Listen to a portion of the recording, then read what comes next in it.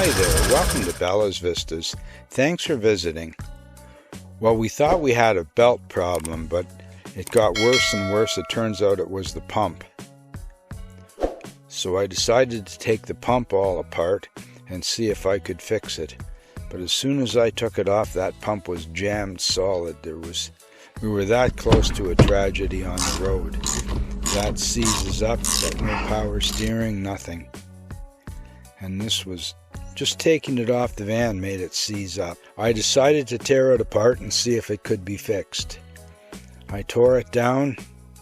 The bolts were super tight and it was very hard to get it to open up. Then I lined up how to put it back together once I opened it up. Got out all the bolts. Once I'd loosened them, it wasn't so bad. But it didn't get any easier trying to pry the thing open. Used a pry bar on it, that didn't work. Tried just pulling it apart. Put it in the vise and tried to twist it out. Tried everything to get that thing open up.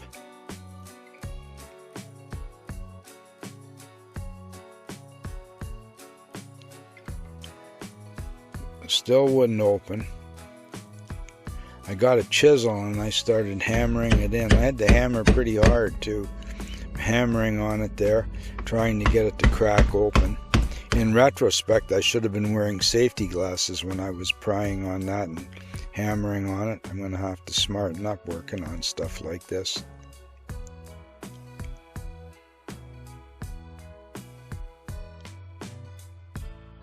I got it all apart. It was hard to get the thing out of the van too. I had to use an angle wrench and a flexible head. There's all my tools set out. Now, wow, that was good fast service from Amazon with the parts. Just hope it's the right one. Because I decided that there was no way I could use that pump. So I decided to replace the pump with a Smog Pump Delete kit. I ordered that from Amazon. It's the same bracket that works on a Mustang, but you have to replace the pulley with a larger pulley. And this is really smooth running. The larger pulley is in the box there.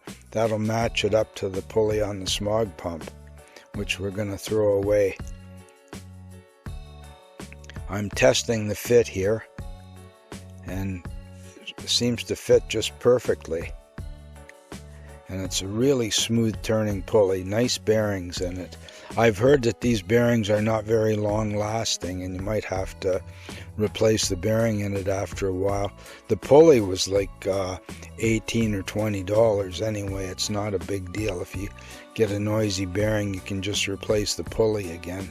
It's only one bolt to get it off. There you can see the pump. That's the original pump, and man, it was seized right solid. There's no way I could get it to work.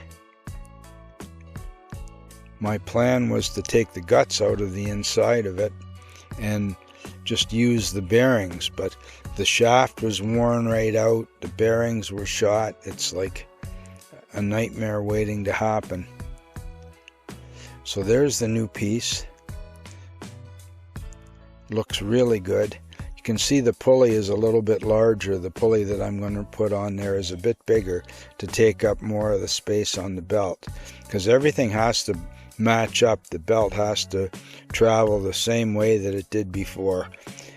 There were some stories about how I could use a shorter belt and route it differently, but some people were saying that that worked for a while and then the belt started sliding off and things like that. I did not want that to happen to me. Like Norm said, I could wind up broke down where there's no cell service and no help for who knows how long. And that could happen out here with the back roads that I'm traveling. That pulley was on there super tight, let me tell you. They didn't want that coming off. So I pulled it off and put the new pulley on. Now I'm back working on the van, trying to figure out how to get the thing put back in. There's the piece, matching up the pulley. it's different, so it's a bit hard for me to figure out exactly how it goes together. There's a bolt on the back there. I put anti-seize on all these bolts too, just in case I have to do it again. So I'm trying to figure out how this all goes back together. It was only one day from taking it apart to putting it back in, but still, my 75-year-old memory sometimes gives me problems. But I'm getting it. Putting it together now. I took the pulley off so that I could bolt it in easier and get it to go into place easier as well.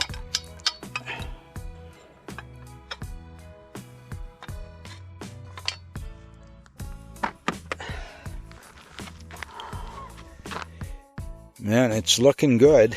I'm checking the bolt length because one of the bolts is really long, and that's the really long one, which is about 2 inches longer than it would have to be, really, but that's the way they made it. That's why people always say they wish they could meet the engineer that designed this thing or that thing.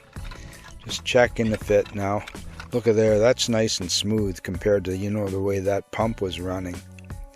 Wow, and the belts line up just perfectly. Everything lines up exactly right. If you're out just a little bit, the belt would come off, and then when those things come off on this van, it's hard to steer. It's like impossible to steer. It's happened to me a couple times, and it's really, really scary. Now getting it to fit back in there, that's the nice thing about vans. They give you so much room to work on under the hood. Well, maybe not really. Okay, now I'm getting underneath. Some of the bolts I'm going to put in from underneath. There's actually only 3 bolts that hold that bracket on. One of them I needed to use a flex to get on it because it's just in behind a pulley, and it was a problem. Now that I've got the bracket in, I'm going to put the pulley on. I took the pulley off to make everything easier, and I got a socket and ratchet to tighten it in because that's got to be pretty tight. You do not want that pulley coming off when you're on the road, that's for sure. Next thing I got to do is put the alternator back in, and it's heavy. This is a heavy alternator I got. The alternator is huge. I put in a 225 amp alternator, and it's really big, and it's really, really heavy, and it's hard to put in. There's a 10 millimeter nut on the back for the power wire, and then there's 2 separate plugs that go into it. You have to wonder why they have to have so many different connections, but it does. Now I'm sliding it in. You can see there's 2 bolts on the one side and 1 on the other. And there's a huge grounding cable that I have connecting the chassis right to the alternator and to the negative terminal on the battery. So now we can see how it all fits together. Fits pretty good, really.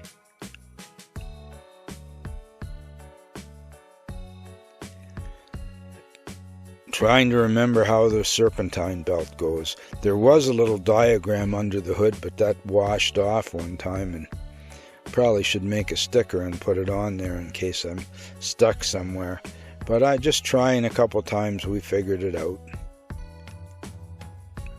Mary was going to try hanging onto the belt, and I said, don't you be touching that, you get so dirty. And she's the one that makes all the notes and shoots video while we're doing this, so we want to keep her hands clean anyway. I'm not as dirty this time because I soaked up a lot of the oil.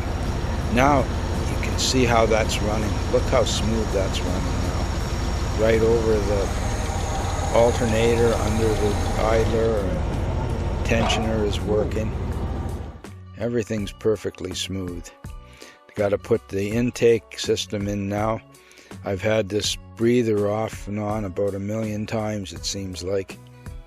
There's 4 8mm bolts that hold it to the chassis.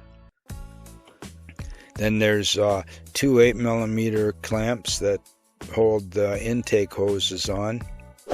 And I had to block off the front port there on the top. I had to make a plug for that. So I made a little piece for that. Now you can see how smooth that's running. Look at that, that's just running smooth and quiet. Wow. That's what we had in the beginning. That's what we went from. So we got rid of all that noise and it's working great. Well, thanks for visiting Bella's Vistas. Please like, subscribe. Come on back again real soon.